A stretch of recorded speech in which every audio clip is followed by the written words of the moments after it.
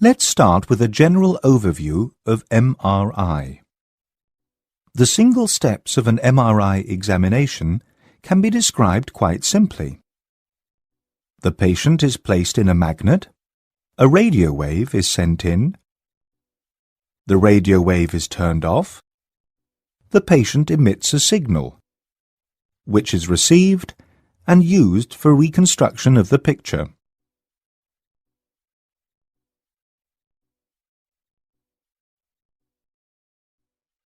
Let's take a look at these steps in detail.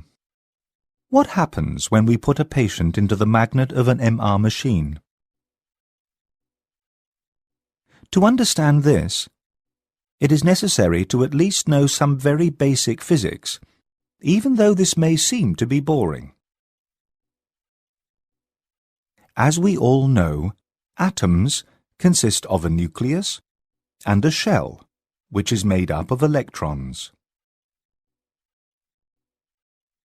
In the nucleus, besides other things, there are protons, little particles that have a positive electrical charge, whatever that may actually be. These protons are analogous to little planets. Like the Earth, they are constantly turning or spinning around an axis. Or, as one says, protons possess a spin.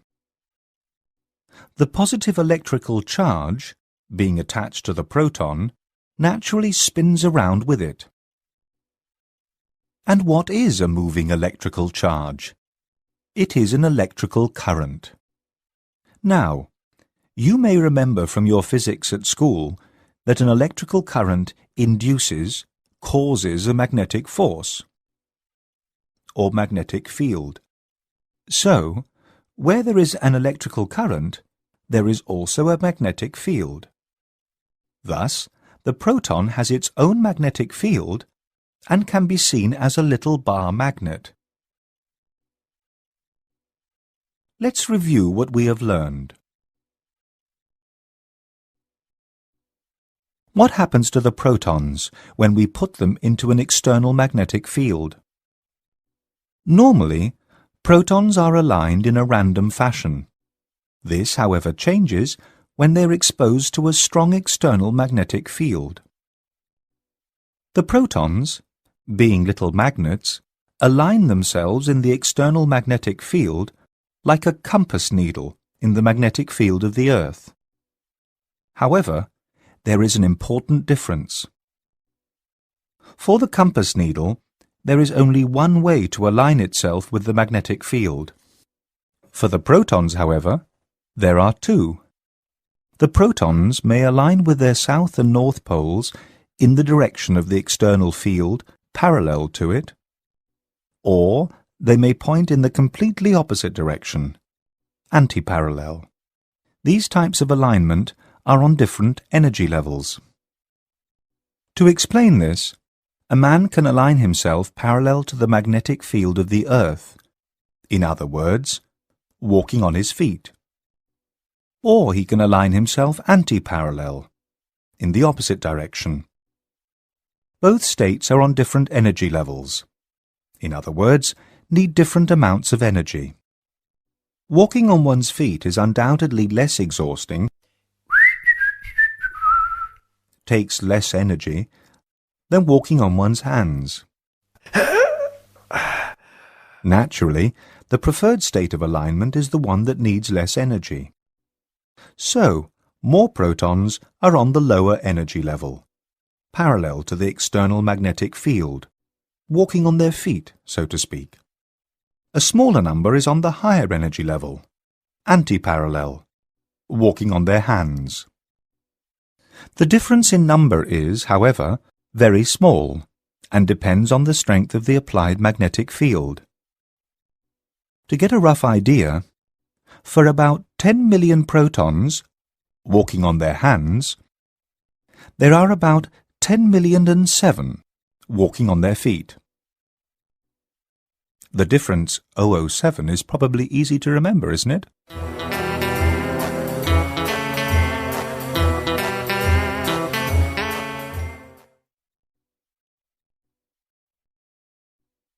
Let's take a closer look at these protons. We'll see that the protons do not just lie there, aligned parallel or anti-parallel to the magnetic field lines. Instead, they move around in a certain way. This type of movement is called precession. What type of movement is precession? Just imagine a spinning top. When you hit it, it starts to wobble or tumble around. It doesn't, however, fall over. During the precession, the axis of the spinning top circles, forming a cone shape. Protons, in a strong magnetic field, also show this wobbling type of motion, which is called precession. In real life, this is a very fast movement. For reasons we will learn later, it's important to know how fast the protons precess. This speed can be measured as precession frequency. That is, how many times the protons precess per second. This precession frequency is not constant. It depends upon the strength of the magnetic field in which the protons are placed.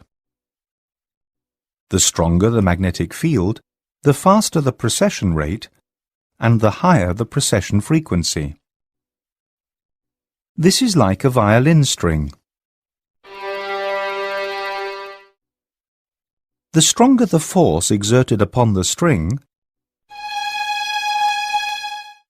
the higher its frequency. It is possible and necessary to precisely calculate this frequency. This is done by using an equation called the Larmor equation. Omega 0 equals gamma B0. Omega 0 is the precession frequency in hertz or megahertz. B0 is the strength of the external magnetic field, which is given in Tesla, T, and gamma is the so-called gyromagnetic ratio. The equation states that the precession frequency becomes higher when the magnetic field strength increases. The exact relationship is determined by the gyromagnetic ratio gamma. This gyromagnetic ratio is different for different materials. For example, the value for protons is 42.5 MHz per Tesla. It can be compared to an exchange rate, which is different for different currencies. It's now time to take a break. However, let us briefly review what we have learned up to now.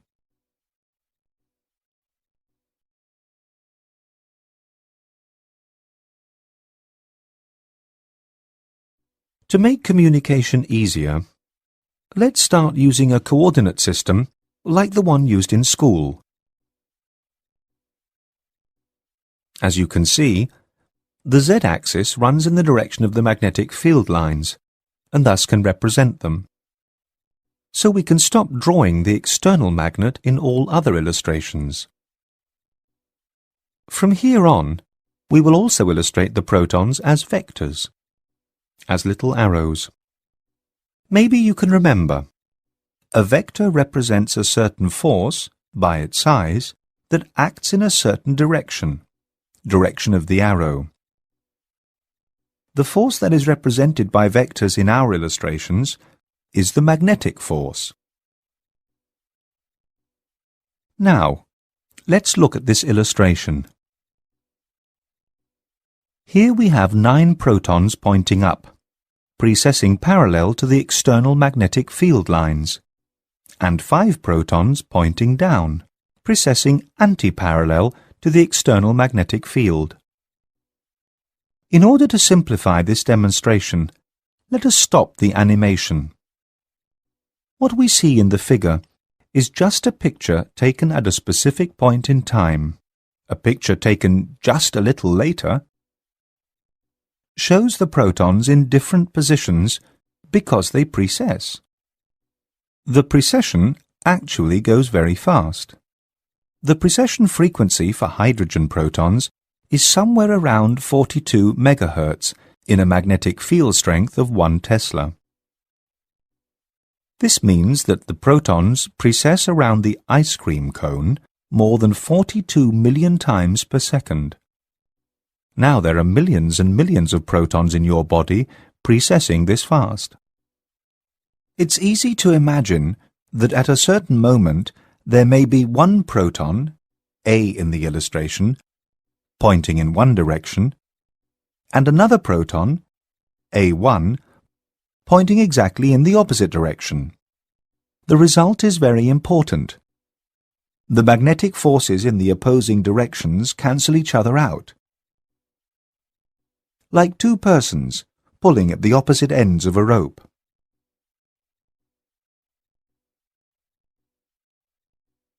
Finally, for every proton pointing down, there is one pointing up, cancelling its magnetic effect. But as we have learned, there are more protons pointing up than down, and the magnetic forces of these protons are not cancelled by others. So we are left, in effect, with some protons, 4 in our example, pointing up. However, not only magnetic forces pointing up and down can cancel or neutralize each other. As the protons that are pointing up precess, there may be one pointing to the right, while another one is pointing to the left. The magnetic force of proton A can be seen as resulting from two components. One pointing up along the z-axis, and one in direction of the y-axis. The magnetic force of proton A1 also has a component along the y-axis, but in the opposite direction. Thus, the component of A along the y-axis is cancelled out by A1. The same holds true for other protons. For example, B and B1. For B pointing forwards, there is B1 pointing backwards. They cancel their respective magnetic vectors along the x-axis. In contrast to the magnetic vectors in the xy plane, which cancel each other out, the vectors along the z-axis point in the same direction and thus add up to a new magnetic sum vector pointing up along the external magnetic field. In this direction, the single vectors, the single magnetic forces, add up, like people pulling on the same end of a rope. Now, what does this mean? This means that by placing a patient in the magnet of the MR unit, or in any other strong magnetic field, the patient himself becomes a magnet. In other words, has his own magnetic field. Why? Because the vectors of the protons that do not cancel each other out add up. As this magnetization is longitudinal to the external magnetic field, it's called longitudinal magnetization. This new magnetic vector is important because it is the one that may be used to get a signal. It would be nice if we could measure this magnetization of the patient, but there is a problem. We cannot measure this magnetic force as it is in the same direction, parallel to the external magnetic field. To illustrate this, imagine you are sitting on a boat, floating down a river. You have a water hose in your hand and squirt water into the river. For somebody who is watching you from the shore, it is impossible to tell how much water you pour out. In other words, how much new magnetization is added in the old direction. However, when you point the water hose at the shore, change the direction of the new magnetic field, Then the water may be directly picked up and measured by an impartial observer on the shore. What we should learn from this is magnetization longitudinal to the external magnetic field cannot be measured directly. For this, we need a magnetization which is not longitudinal, but transversal to the external magnetic field. Before you walk away, let's just sum up, and when you come back, start with this summary again.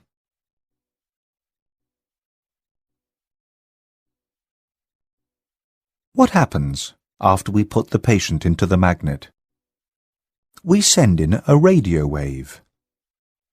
The term radio wave is used to describe an electromagnetic wave that is within the frequency range of the waves which are received by your radio.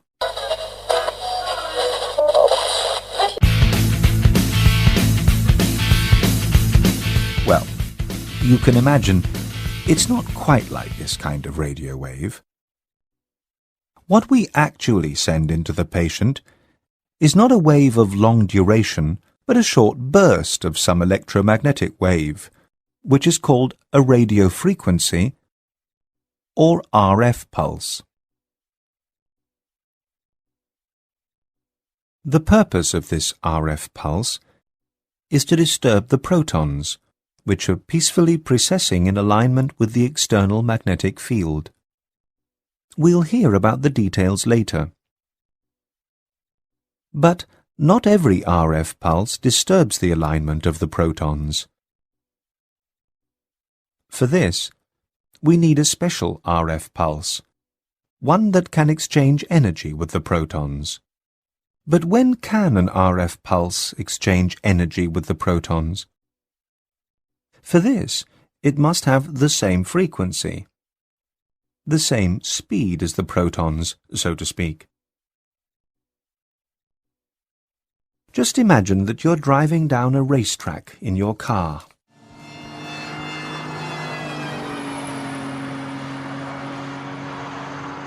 And someone in the lane next to you wants to hand you a hamburger. In other words, exchange energy with you. As you are hungry, the hamburger would give you new energy. This energy transfer is possible when both cars have the same speed. Move around the racetrack with the same frequency. With differences in speed, frequency, little or no energy transfer is possible.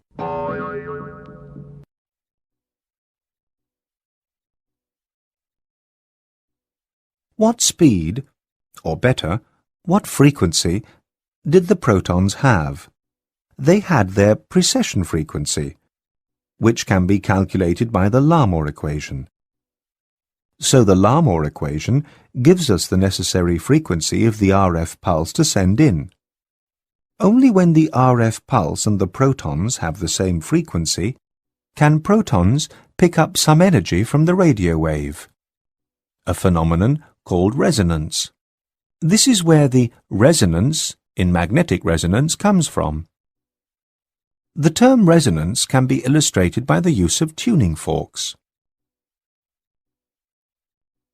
Imagine that you are in a room with different kinds of tuning forks, tuned, for example, to A, E, and D. Somebody enters the room with a tuning fork with an A frequency that was struck to emit sound. Of all the tuning forks in the room, all of a sudden, the other A forks, and only these, pick up energy, start to vibrate, and to emit sound. They show a phenomenon called resonance. What happens to the protons when they are exposed to this RF pulse? Well, just click the RF pulse and see what happens.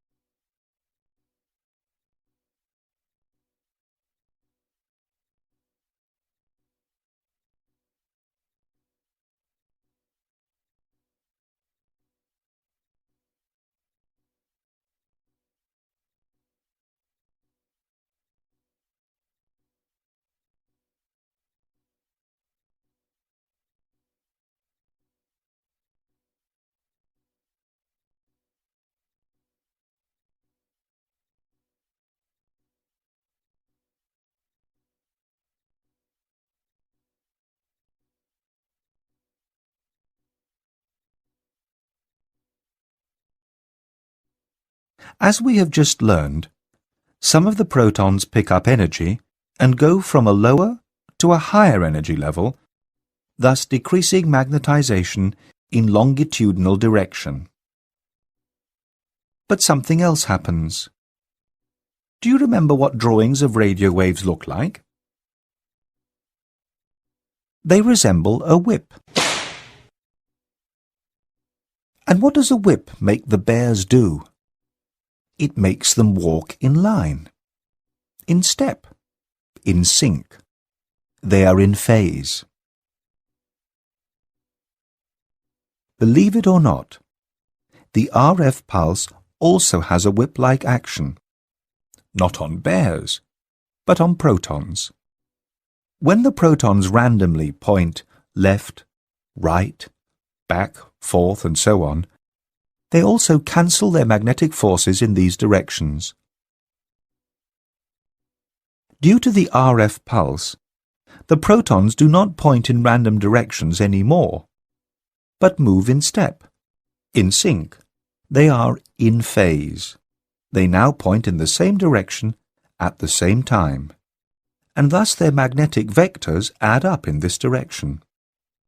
This results in a magnetic vector pointing to the side to which the precessing protons point, and this is in a transverse direction. This is why it is called transversal magnetization. In summary, the RF pulse causes longitudinal magnetization to decrease and establishes a new transversal magnetization.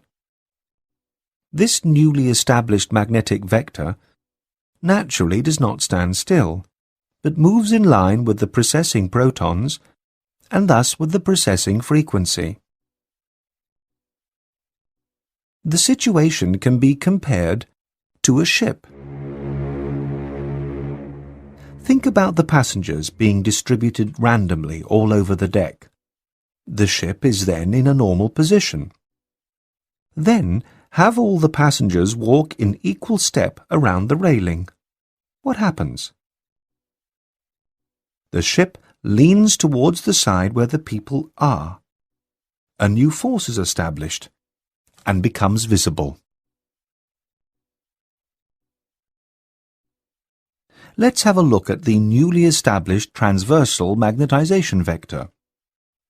This moves in phase with the precessing protons.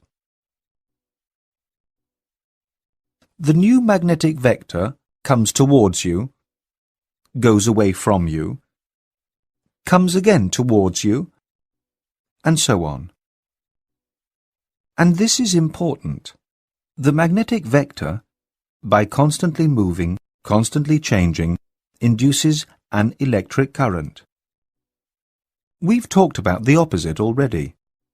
The moving electrical charge of the proton, the electric current, induces the proton's magnetic field. This also is true the other way round. A moving magnetic field causes an electric current, for example, in an antenna. And this electric current, induced by the moving magnetic field, is the MRI signal. As the transversal magnetic vector moves around with the precessing protons, it moves with the precession frequency. The resulting MR signal, therefore, also has the precession frequency. But how can we make a picture out of this electric current, which actually is our MR signal? For this, we have to know where in the body the signal came from. How can we know that? The trick is really quite simple. We do not put the patient into a magnetic field which has the same strength all over the section of the patient which we want to examine. Instead, we take a magnetic field which has a different strength at each point of the patient's cross-section. What does this do? We have heard that the precession frequency of a proton depends on the strength of the magnetic field. as the frequency of a violin string depends on the strength with which you pull it.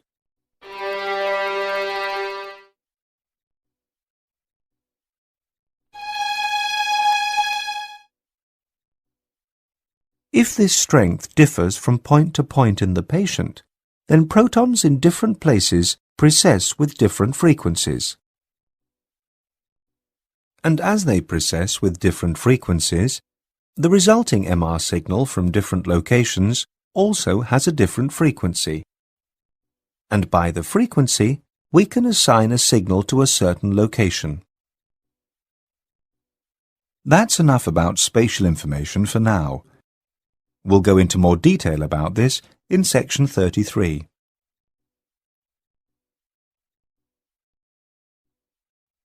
If our protons rotated around in sync, in phase, and nothing changed, then we'd get a signal as illustrated in the previous section. This, however, is not what happens. This is the situation right after the RF pulse was switched on. As soon as the RF pulse is switched off, the whole system, which was disturbed by the RF pulse, goes back to its original, quiet, peaceful state. It relaxes. The newly established transverse magnetization starts to disappear, a process called transversal relaxation. And the longitudinal magnetization grows back to its original size, a process called longitudinal relaxation. Why is that? The reason why the longitudinal magnetization grows back to its normal size is easier to explain, so let's start with that. No proton walks on its hands longer than it has to. A sort of human trait. The protons that were lifted onto a higher energy level by the RF pulse go back to their lower energy level and start to walk on their feet again. Let's have a closer look at what happens. Sending in the RF pulse makes, let's say, 3 protons walk on their hands. Note that for simplicity, the protons were not depicted as being in phase. This subject is covered in more detail in sections 12 and 16. After the RF pulse is switched off, protons go back to the lower state of energy. In other words, point up again. But not all protons do this at exactly the same time. Instead, it is a continuous process, as if one proton after the other goes back to its original state. The effect is that longitudinal magnetization increases and grows back to its original value. What happens to the energy which they'd picked up from the RF pulse? The energy is just handed over to their surroundings, the so-called lattice. And this is why this process is not only called longitudinal relaxation, but also spin lattice relaxation. If you plot longitudinal magnetization versus time after the RF pulse is switched off, you get a curve like this one. It increases with time. This curve is also called a T1 curve. The time that it takes for the longitudinal magnetization to recover, to go back to its original value, is described by the longitudinal relaxation time, also called T1. This actually is not the exact time it takes, but a time constant, describing how fast this process goes. This is like taking time for a circuit at a car race. The time gives you an idea of how long the race may take, but not the exact time. Or more scientifically, T1 is a time constant comparable to the time constants that, for example, describe radioactive decay. That T1 is the longitudinal relaxation time can easily be remembered. If you turn the 1 upside down, it looks very much like an L as in longitudinal, reminding you also that it describes the spin lattice relaxation. But there are more hidden hints to this. The 1 also looks like a match, and this match should remind you of something which we've also mentioned already. Longitudinal relaxation has something to do with exchange of energy, thermal energy, which the protons emit to the surrounding lattice while returning to their lower state of energy. Enough of the longitudinal magnetization. What happens with the transversal magnetization?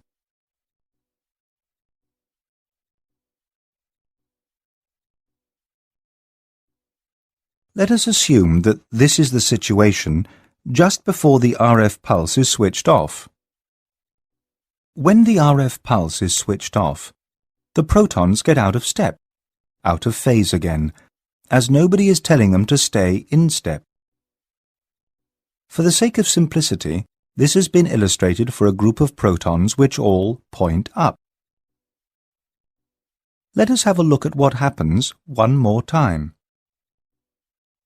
Before the RF pulse is switched off, a transversal magnetization has been established. When the RF pulse is switched off, the protons get out of step, fan out. Thus, the transversal magnetization decreases.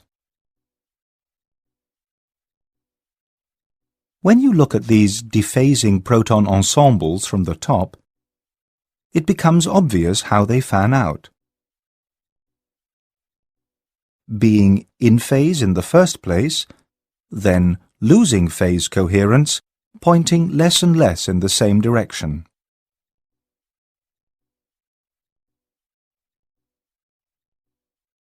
We heard earlier that protons precess with a frequency which is determined by the magnetic field strength that they are in. And all the protons should experience the same magnetic field. This, however, is not the case. Firstly, the field of the MR magnet in which the patient is placed is not totally uniform, not totally homogeneous, but varies a little, thus causing different precession frequencies. And, secondly, each proton is influenced by the small magnetic fields from neighbouring nuclei that are also not distributed evenly, thus causing different precession frequencies too. These internal magnetic field variations are somehow characteristic of a tissue. Now let us return to our previous illustration. After the RF pulse is switched off, the protons are no longer forced to stay in step. And as they have different precession frequencies, as we've just learned, they'll soon be out of phase. It is interesting to see how fast the protons get out of phase. Just suppose that one proton, P1, is rotating at 10 million revolutions per second. In other words, with a precessing frequency of 10 MHz. Due to inhomogeneities, a neighbouring proton, P2, is in a magnetic field which is 1% stronger. This proton has a precession frequency of 10.1 MHz, 1% more. In 5 microseconds, P2 will have made 50.5 turns or revolutions, while proton P1 will have made only 50. So, in this short time span, the protons will be 180 degrees out of phase, cancelling their magnetic moments in the respective plane. Similar to what we did for the longitudinal magnetization, we can plot transversal magnetization versus time. What we get is a curve like this one. This curve is going downhill as transversal magnetization disappears with time. And as you probably expect, there is also a time constant, describing how fast transversal magnetization vanishes, goes downhill. This time constant is the transversal relaxation time, T2. How to remember what T2 is? Easy. T2 is T times 2 is double T is TT. And this means it describes the T transversal, thus the relaxation of the transversal magnetization. The resulting curve is thus called a T2 curve. Another term for transversal relaxation is spin-spin relaxation, reminding us of the underlying mechanism, a spin-spin interaction. How to remember which one is the T1 and which one the T2 curve? Just put both curves together. You can see something like a mountain with a ski slope. You first have to climb to the top, T1 curve, before you can ski down, T2 curve. It takes longer to climb a mountain than to ski down, which helps us to remember that T1 is normally longer than T2. So, time for a review.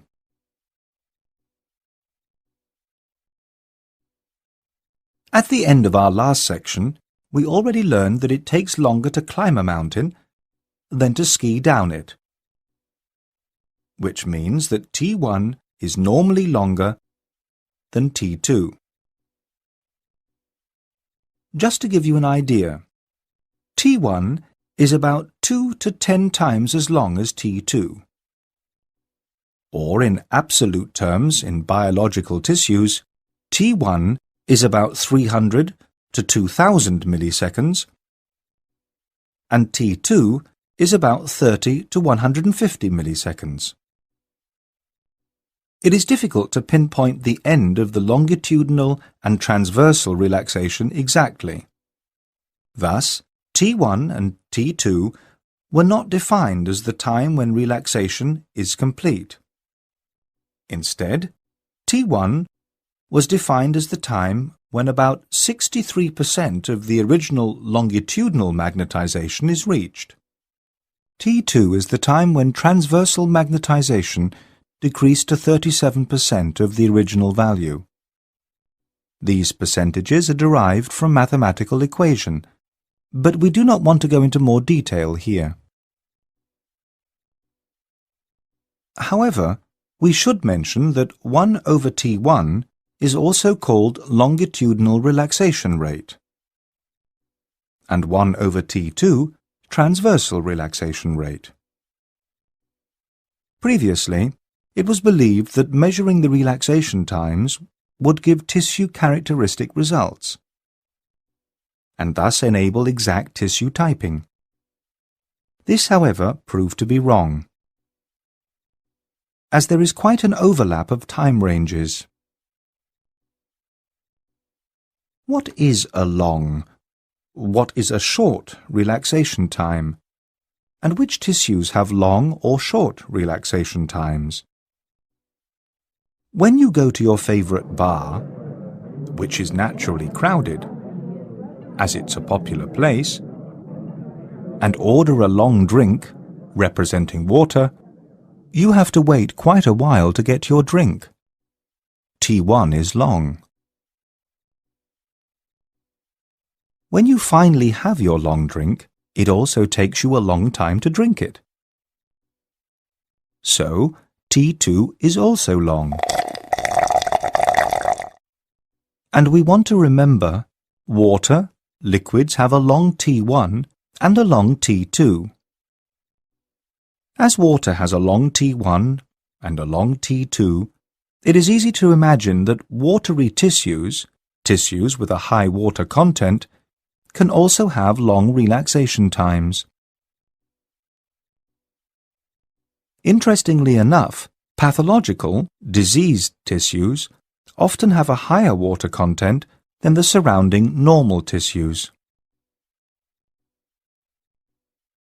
Now, look at this gentleman getting a hamburger. These normally contain much fat and will represent fat for us. The hamburger is fast food. You get it fast. Thus fat has a short T1.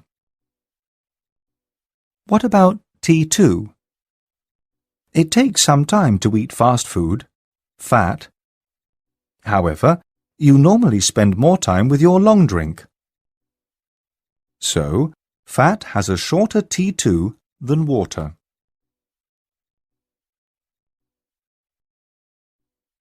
Actually, T1 depends on tissue composition, structure, and surroundings. As we have learned, T1 relaxation has something to do with the exchange of thermal energy, which is handed over from the protons to the surroundings, the lattice. The precessing protons have a magnetic field that constantly changes directions, that constantly fluctuates according to the Larmor frequency. The lattice also has its own magnetic fields. The protons now want to hand energy over to the lattice to relax. This can be done very effectively when the fluctuations of the magnetic fields in the lattice occur with a frequency that is near the Larmor frequency. When the lattice consists of pure liquid, water, it is difficult for the protons to get rid of their energy, as the small water molecules move too rapidly. And as the protons, which are on the higher energy level, cannot hand their energy over to the lattice quickly, they will only slowly go back to their lower energy level, their longitudinal alignment. Thus, it takes a long time for the longitudinal magnetization to show up again. And this means that liquids, water, have long T1s. When the lattice consists of medium-sized molecules, most body tissues can be looked at as liquids containing various sized molecules, kind of like a soup, that move and have fluctuating magnetic fields near the Larmor frequency of the precessing protons. Energy can be transferred much faster. Thus, T1 is short. This can again be illustrated by our hamburger and race car example. Handing over hamburgers, in other words, energy, from one car, proton, to the other, lattice, is easy and efficient when both move with the same speed. With a difference in speed, the energy transfer will be less efficient.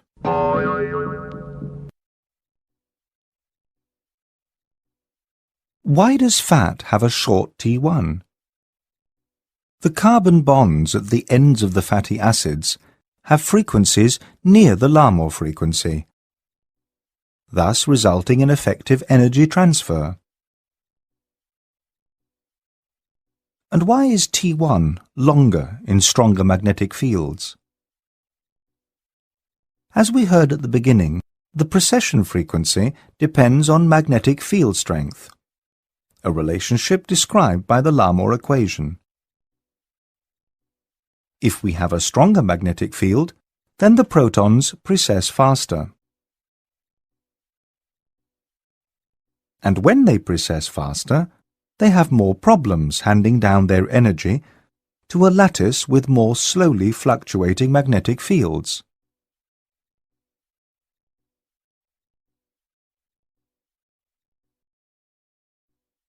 What influences T2? T2 relaxation comes about when protons get out of phase, which, as we already know, has two causes. Inhomogeneities of the external magnetic field and inhomogeneities of the local magnetic fields within the tissues.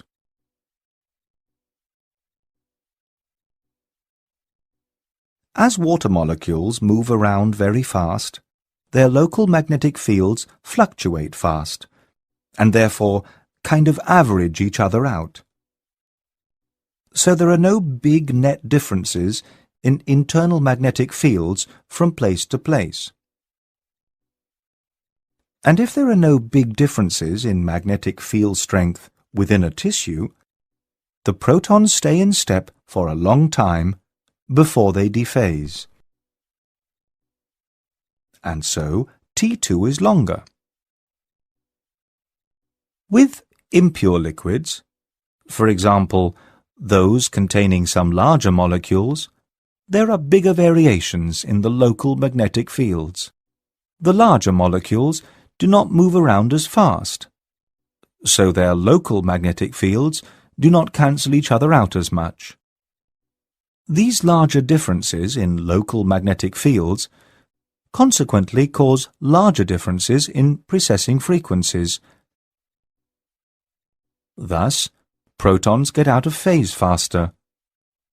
T2 is shorter. This can be illustrated by the following example. Imagine that you drive down a street with many potholes. When you drive slowly, which is equal to the surroundings moving slowly, and you are standing still, your car will be bumping up and down as it drives over each pothole. The differences in the surroundings, the magnetic field variations, influence you considerably. When you drive very fast, which is the same as if the surroundings move very fast, you do not feel each single pothole anymore. Before they have a major effect on you, you are already back at normal street level. Thus, their effect is averaged out. You are much less influenced by differences in the surroundings, the variations in magnetic field strength. What does all this have to do with what we want to know? All these processes influence how your MR picture will finally look.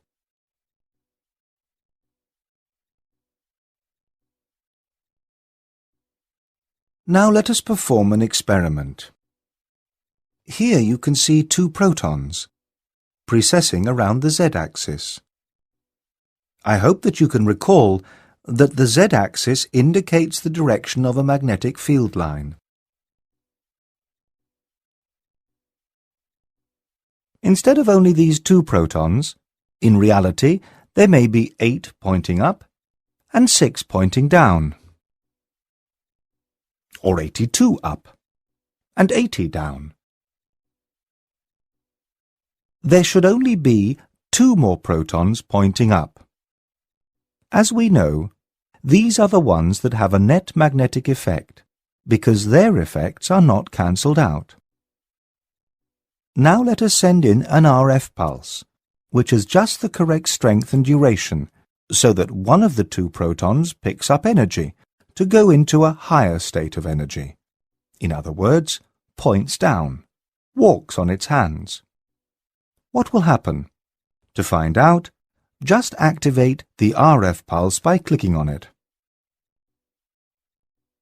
The longitudinal magnetization, up to now resulting from 2 protons pointing up, will decrease.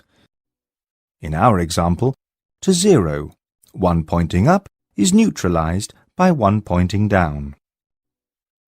But, as both protons are in phase, there is a new transversal magnetization which had not been there before. Try to imagine tilting a longitudinal magnetic vector 90 degrees to the side. Let's repeat that. The RF pulse tilts the longitudinal magnetic vector 90 degrees to the side. Such an RF pulse is called a 90-degree pulse. Naturally, other RF pulses are also possible and are named accordingly. For example, 180-degree pulse. To really understand this, let us look at another example. Here we have 6 protons pointing up. We send in an RF pulse, which lifts 3 of them onto a higher energy level. The result? We no longer have a longitudinal, but a transversal magnetization, again having used a 90-degree pulse. What happens when the RF pulse is switched off? To find out, try clicking it off. 2 things happen. Protons go back to their lower state of energy, and they lose phase coherence. It's important to note that both processes occur simultaneously and independently. For the sake of simplicity, let us look at what happens step by step, and first focus on the longitudinal magnetization. After the RF pulse is switched off, 1 proton goes back to the lower energy state, resulting in 4 protons pointing up and 2 pointing down. The net effect? We now have a longitudinal magnetization of 2. Then the next proton goes back up. Now 5 protons are pointing up and 1 down, resulting in a net longitudinal magnetization of 4. After the next proton goes up, longitudinal magnetization equals 6. You have surely already noticed that the transversal magnetization decreases at the same time.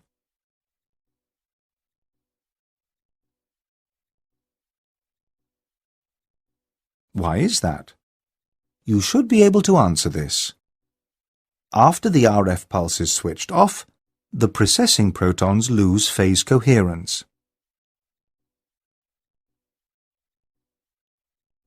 Let us now leave out the little red arrows, each of them representing a single proton, and focus on the sum vector.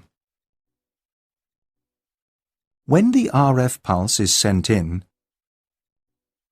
the longitudinal magnetic vector is tilted 90 degrees to the side. As we already know, this vector moves corresponding to the precessing protons.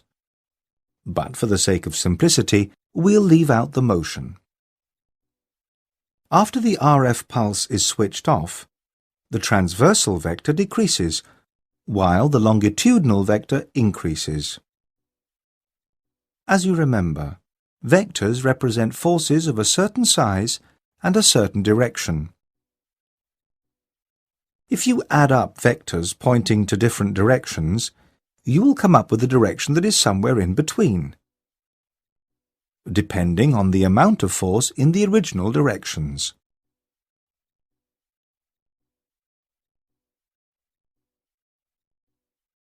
If we do the same with the longitudinal and the transversal vector, we get the sum vector. This sum vector is very important, as it represents the total magnetic moment of a tissue in general, and thus can be used instead of the 2 single vectors, representing longitudinal and transversal magnetization separately. Our magnetic sum vector, during relaxation, goes back to a longitudinal direction, in the end equaling the longitudinal magnetization. What we have to remember is that this whole system is actually precessing, including the sum magnetic vector.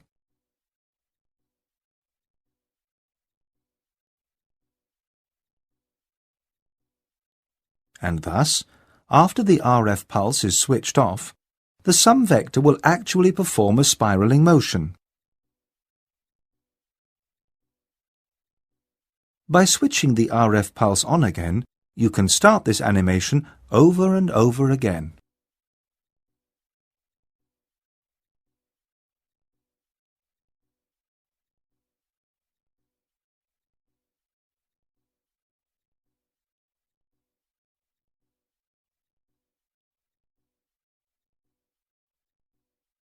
I hope that you recall that a changing magnetic force, moment, can induce an electric current, which is the signal that we receive and use in MR.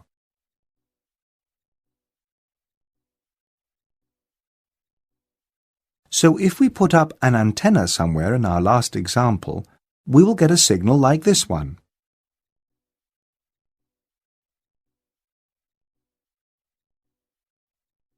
This is easy to imagine if you think of the antenna as a microphone and the some magnetic vector as having some kind of a sound-emitting device like a steam pipe at its tip.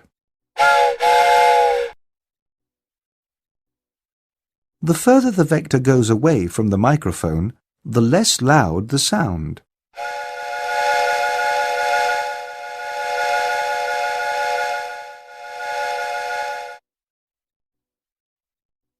The frequency of the sound, however, remains the same, because the sum vector spins with the precessing frequency. So the signal from our experiment disappears with time, however, has a constant frequency.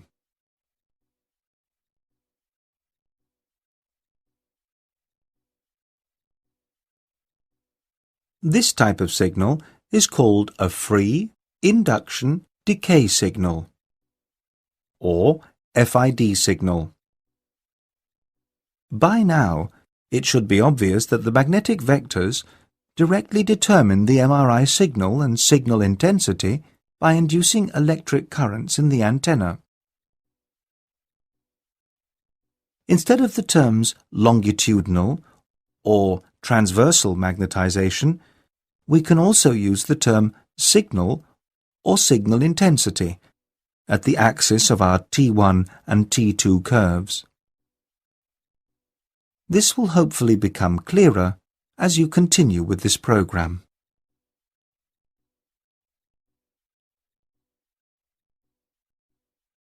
Let us perform another experiment similar to the one in the previous section. As we want to concentrate purely on the magnetization, we can leave out the coordinate system. We have two tissues, A and B, which have different relaxation times, as we will see later. We send in a 90-degree RF pulse, switch it off, and wait a certain time, TR long. We will explain later why we use the term TR. Then we send in a second 90-degree pulse. What will happen? As after the time TR long, tissue A and tissue B have regained all of their longitudinal magnetization, the transversal magnetization after the second pulse will be the same for both tissues, as it was after the first RF pulse.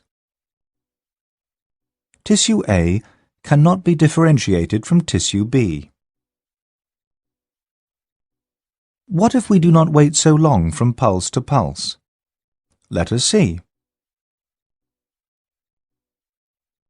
After the first pulse, an equally sized transversal magnetization is established in both tissues, which decreases after the pulse is switched off. At TR short, however, tissue A has regained more of its longitudinal magnetization than tissue B. When the second 90-degree pulse now tilts the longitudinal magnetization 90 degrees, the transversal magnetic vector of tissue A is larger than that of tissue B. And when this vector of A is larger, it'll reach closer to our antenna. Thus, the imaginary steam pipe at the tip of vector A will cause a louder, stronger signal in our microphone, the antenna, than vector B.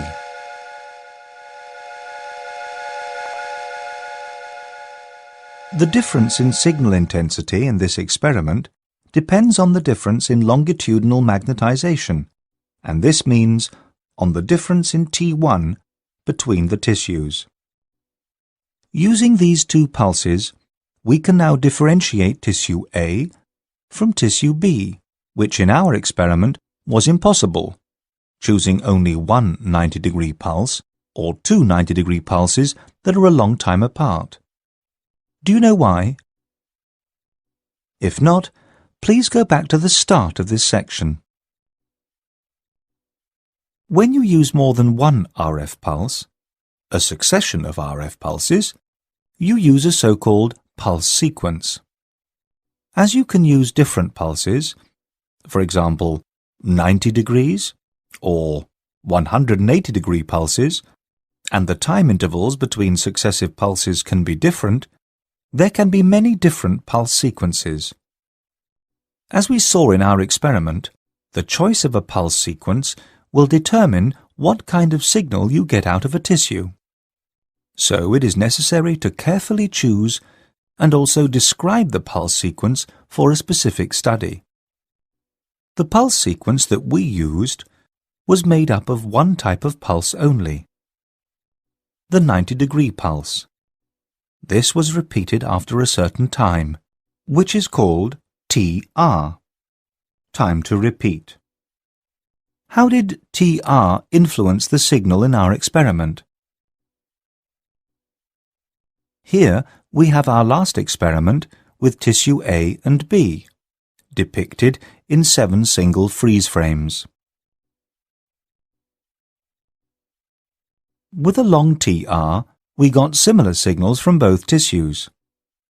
Both would appear the same on an MR picture, since the transversal magnetization was the same for both tissues.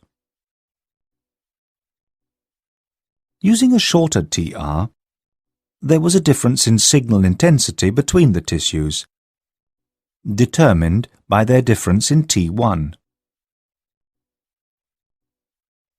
The resulting image is called a T1 weighted image. This means that the difference of signal intensity between tissues in that image, the tissue contrast, is mainly due to their difference in T1. However, there is always more than one parameter influencing the tissue contrast. In our example, T1 is just the most outstanding one. What is a short? What is a long TR? A TR of less than 500 milliseconds is considered to be short. A TR greater than 1500 milliseconds to be long. As you may imagine, or know already, we can not only create T1 weighted images, but also T2 weighted images, and so-called proton density weighted images. This proton density, which is also called spin density, influences tissue contrast and can be explained quite simply. Where there are many protons, we'll have lots of signals. Where there are no protons, there'll be no signal. We'll hear more about this later. The point is that by using certain pulse sequences, we can make certain tissue characteristics to be more or less important in the resulting image. By choosing a pulse sequence, the doctor can be compared to a conductor of an orchestra. He can influence the overall appearance of the sound, signal, by making certain instruments, parameters, influence the sound more than others. All instruments, parameters, however, always play some role in the final sound, signal.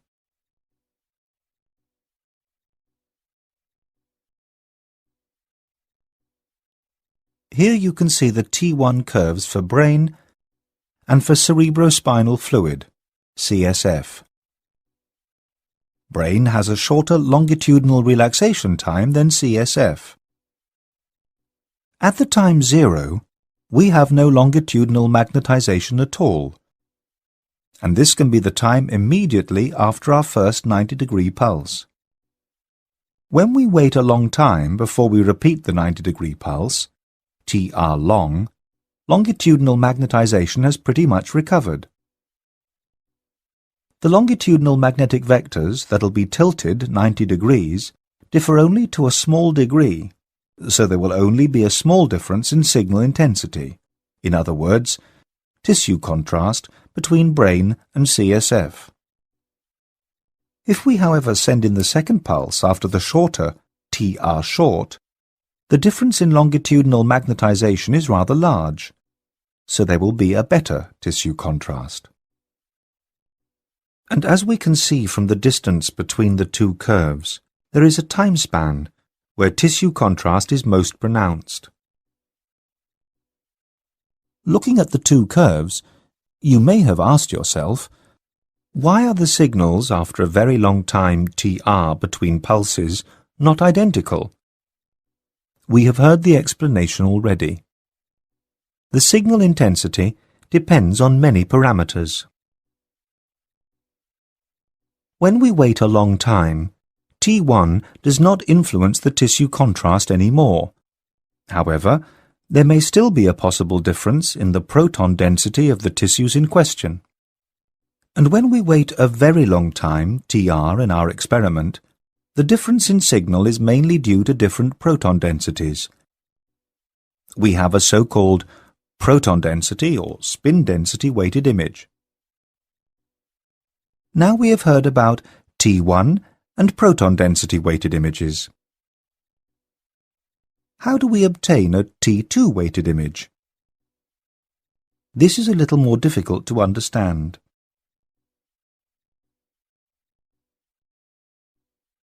Let us perform another experiment, which is a little different from the ones before. First, we use a 90-degree pulse. The longitudinal magnetization is tilted. We get a transversal magnetization. What happens after this pulse when we wait a short time? You can surely answer this question without difficulty. If not, click on the button which gets you back to section 15 before you continue with the program. After the pulse is switched off, longitudinal magnetization starts to reappear. The transversal magnetization, however, starts to disappear. Why does the transversal magnetization disappear? It is because the protons lose phase coherence, as we learned earlier. The loss of phase coherence results in decreasing transversal magnetization and thus loss of signal. Now we will do something new. After a certain time, which we call TE divided by 2, that is half of TE, for reasons you'll understand in a few minutes, we'll send in a 180-degree pulse. You can activate the pulse by clicking on it. Then watch what happens.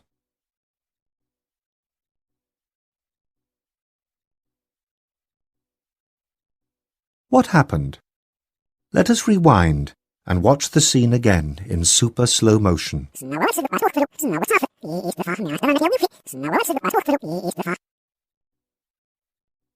This is the situation when the protons are in phase right after the 90-degree pulse.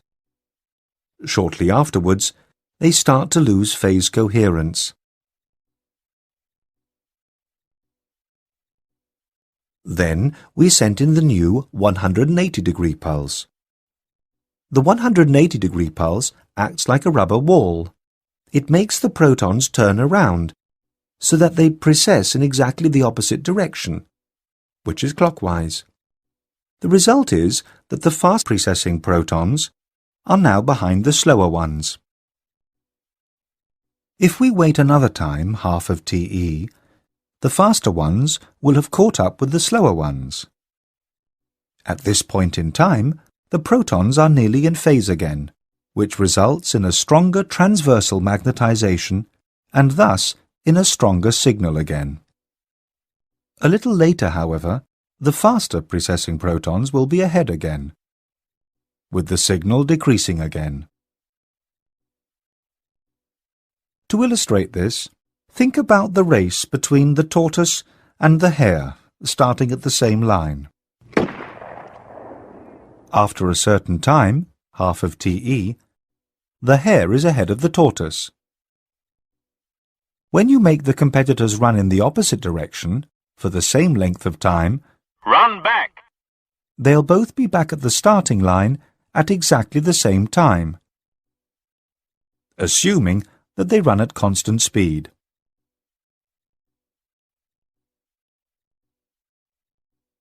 In our experiment, the 180-degree pulse acts like a wall from which the protons bounce back, like a mountain reflecting sound waves as echoes. This is why the resulting strong signal is also called an echo or spin echo. After we have our signal, our spin echo, the protons lose phase coherence again, the faster ones getting ahead as we have seen.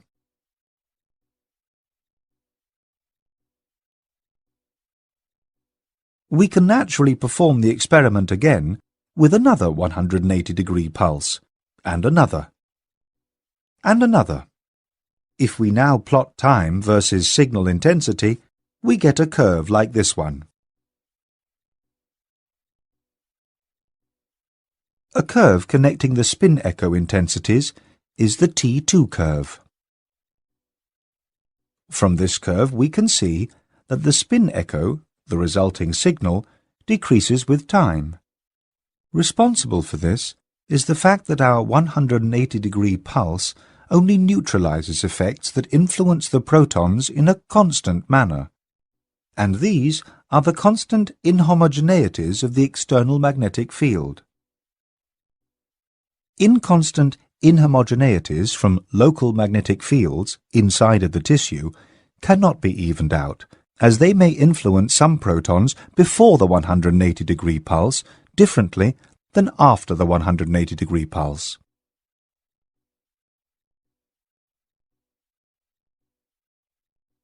So, some of the protons may still be behind, or in front of the majority of the protons that'll reach the starting line at the same time. So from echo to echo, the intensity of the signal goes down due to so-called T2 effects. Maybe we should illustrate this by an example. Imagine two buses full of people, for example after a soccer or football game. They're standing at a starting line. With two microphones, you record the signal, for example, the singing from the crowd that is coming from each bus.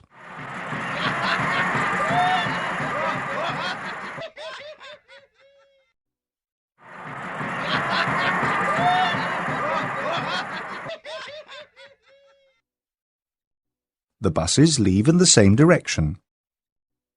Listening to the singing of the crowds, in other words, recording the signal, you may recognize that one signal disappears faster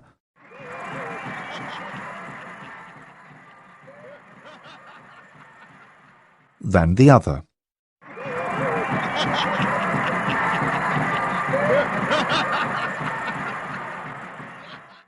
This can have two different causes. The difference in signal intensities, the difference in singing, may be due to differences in inherent properties of the two groups, internal inhomogeneities. Maybe in one bus there are only the party animals, who did not become tired as fast as the people in the other crowd.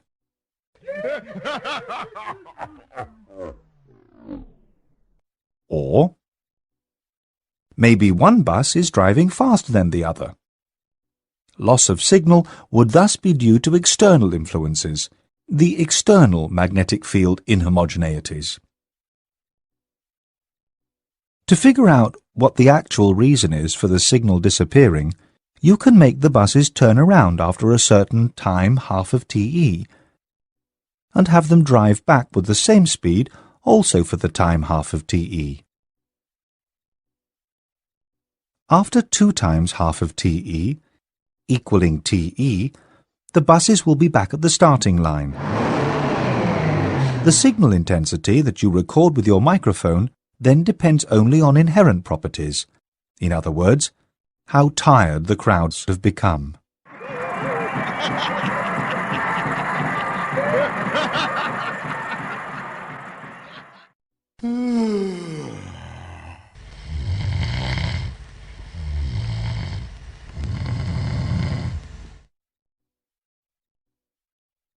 Let us have a look at our curve when we plotted time versus signal intensity, sending in several 180-degree pulses. If you do not use a 180-degree pulse to neutralize constant external inhomogeneities, the protons will experience larger differences in magnetic field strength when the RF pulse is switched off. Due to this, they will be out of phase faster. The transversal relaxation time will be shorter. A curve describing the signal intensity in that case is the T2 star curve. The star distinguishes this shorter transversal relaxation time from the T2 after the 180-degree pulse, which we've already talked about. The corresponding effects are named T2 star effects. These T2 star effects are important with the so-called fast imaging sequences. We will hear about them later.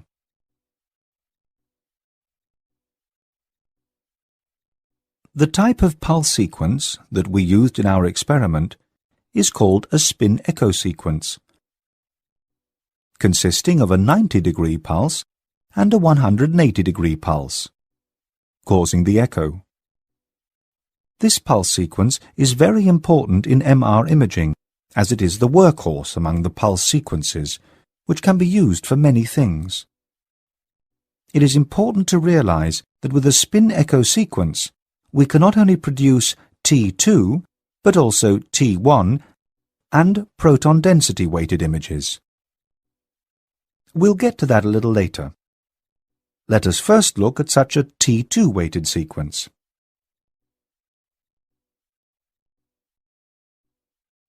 What did we do? First, we sent in a 90-degree pulse, resulting in some transversal magnetization. Immediately after the 90-degree pulse, we have a maximum transversal magnetization. However, this transversal magnetization disappears due to T2 effects.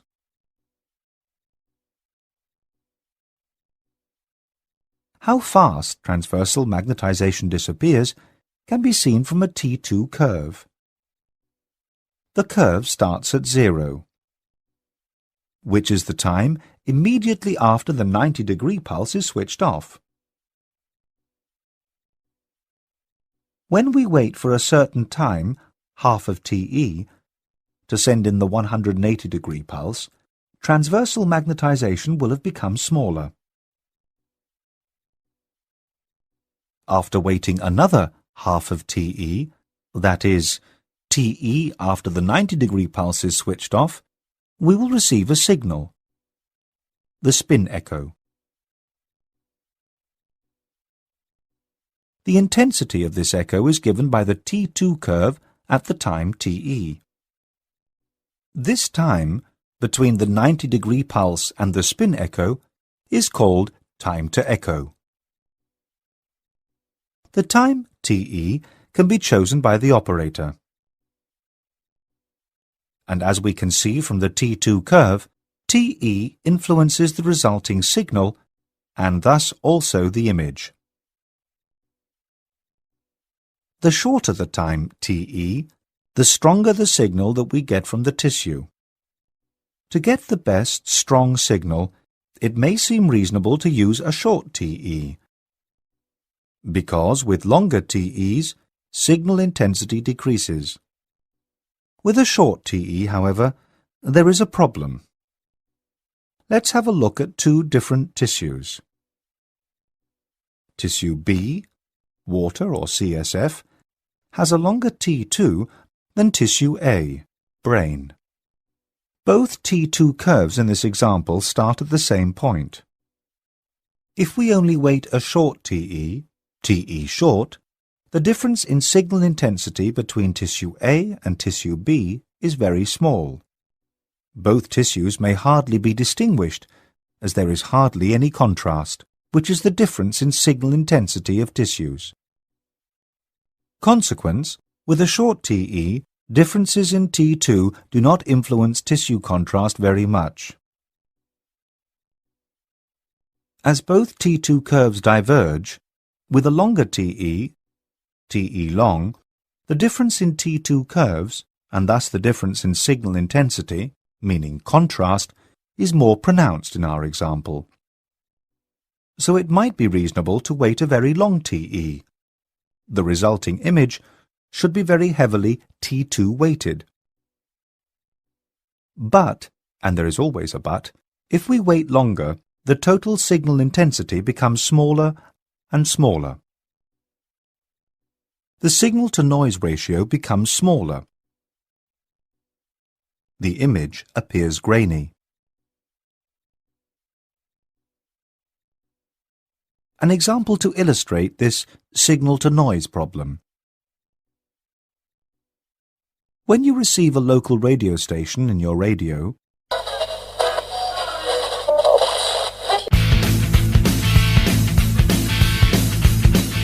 this gives you a good signal, for example, loud music and only little static noise.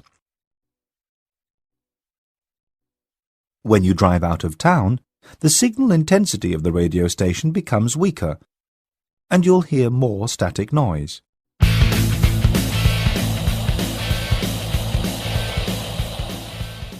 And when you drive even further away, you may not be able to discern the music from the background noise.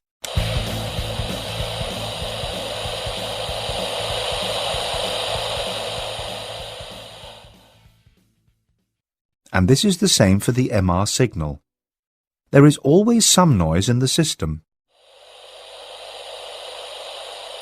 However, when the signal is strong, this doesn't matter much.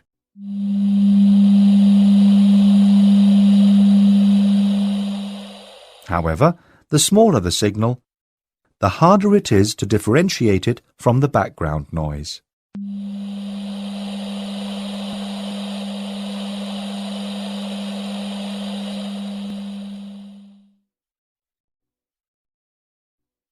Let us go back to our spin echo pulse sequence.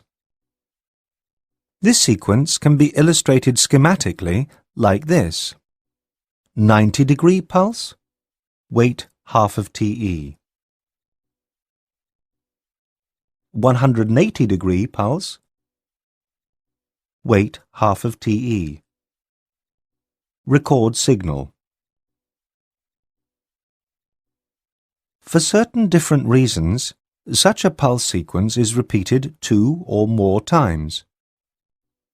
The time to repeat a pulse sequence was TR, time to repeat.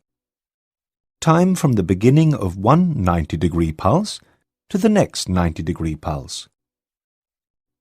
So what we get is the following scheme.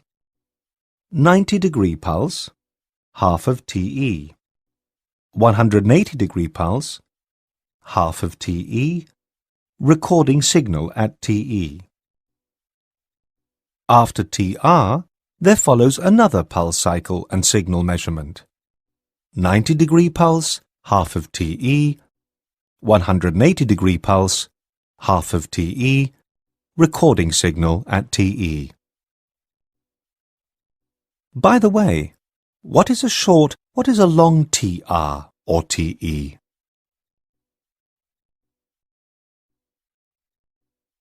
To figure out how much signal you get from a certain tissue with certain parameters of a spin echo sequence, you actually have to do no more than combine its T1 and T2 curves. Here we have the T1 and T2 curves of a certain tissue. T1 represents the longitudinal relaxation, and T2 represents the transversal relaxation. Which parameter determined the amount of longitudinal magnetization? That was TR. To see how much longitudinal magnetization will be tilted 90 degrees to the side, and thus to figure out with how much transversal magnetization we start out with, we just look at the intensity of the longitudinal magnetization at the time TR. The longitudinal magnetization at this point, tilted in the transversal plane, is the starting point from which transversal magnetization decays. So, we just attach the T2 curve at this point. How much signal we get with a spin echo sequence to construct the image also depends on TE, the time that we wait after the 90-degree pulse. So, we now only have to look for the signal intensity at the time TE on the T2 curve. What image do we get when we choose a long TR and a short TE? Here are the T1 and T2 curves for two different tissues. As we heard earlier, with a very long TR, all tissues will have totally recovered their longitudinal magnetization. Differences in T1 of the tissues examined will not influence the signal, as enough time has passed by to allow even tissues with a long T1 to relax totally. So when we choose a long TR, as we just said, then differences in T1 do not really matter. When we also use a short TE, differences in signal intensity, due to differences in T2, have not had enough time to become pronounced yet. The signal that we get is thus neither T1 nor T2 weighted, but mainly influenced by differences in proton or spin density. The more protons, the more signal, if you look at it simply. And what happens when we use a long TR and a long TE? With a long TR, there are no prevailing differences in T1. With the long TE, however, differences in T2 become pronounced. Thus, the resulting image is T2 weighted. What if we use a shorter TR and a short TE? With a short TR, tissues have not recovered their longitudinal magnetization.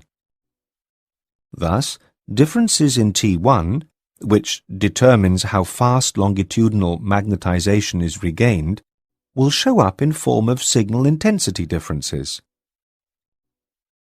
When TE is short, differences in T2 cannot really manifest themselves. So the resulting image is still T1 weighted. There is a lower limit for TE because it takes some time for the 180-degree pulse to be sent in and to properly take effect. What if we use a very short TR and a very long TE? This is only a theoretical question. Why? With a very short TR, there will only be very little longitudinal magnetization which is tilted. And with a long TE, we even allow the small amount of transversal magnetization resulting to disappear to a large extent. The resulting signal will be so small, of so little intensity, that it cannot be used to make a reasonable image. If you've not been concentrating for the last few minutes, you're probably thinking about giving up right now. How to remember this? Even if you don't understand all of it, which hopefully is not the case. Try looking at this illustration. What can you see? A man with short trousers. And considering the weather conditions, this makes only one person in the picture happy. This should remind you that a short TR, trousers, gives a T1 weighted image. Only one is happy. And what can you see in this illustration? The same couple is having tea. Now, having tea, which is usually served hot, always takes a long time. And in the illustration, the long T makes two people happy. This should remind you that a long TE gives a T2 weighted image.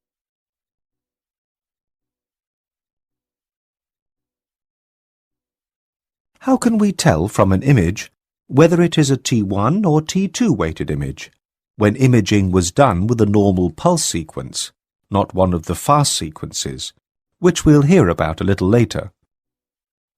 As a rule of thumb, if you see white fluid, for example, CSF or urine, you're dealing with a T2 weighted image.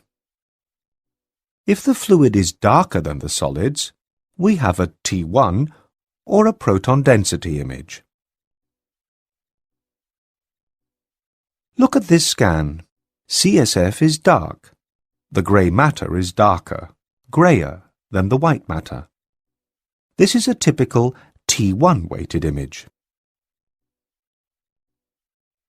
In B, CSF is still dark, even though its signal intensity is slightly higher than in the T1 weighted image. Contrast between the grey and white matter is reversed. This is a proton or spin density weighted image. And as grey matter has a higher water content, in other words, contains more protons, its signal intensity is higher than that of the white matter. In C, CSF has a higher signal intensity than grey and white matter. The image is T2 weighted. These are rules of thumb only. Actually, to be really sure, you'd have to look at two images taken with different imaging parameters. Why? Look at this figure. You can see that in this example, the T2 curves start at different heights and cross each other. They do not have to run parallel, as depicted in the previous illustration, which was only done for didactic reasons, as it is easier to understand at the beginning. The fact that the curves intersect is very important. With a TE before the crossing point, TE1, tissue A will have a higher signal intensity. With a TE right at that point, TEC, we cannot distinguish the tissues at all, as they have the same signal intensity. Thus, you might be unlucky and choose a pulse sequence with just those imaging parameters that do not allow tissue differentiation, which is the reason for performing two different examinations with different T1 and T2 weightings. With a TE beyond the crossing point, TE2, tissue A will have a lower signal than tissue B. Before this crossing point, which you do not know looking at an image normally, the relative signal intensities are still governed by differences in T1. The tissue with the shorter T1, or the higher proton density if we have a long TR, still has the higher signal intensity. Only with longer TEs does the T2 weighting come up. Think about that for a moment.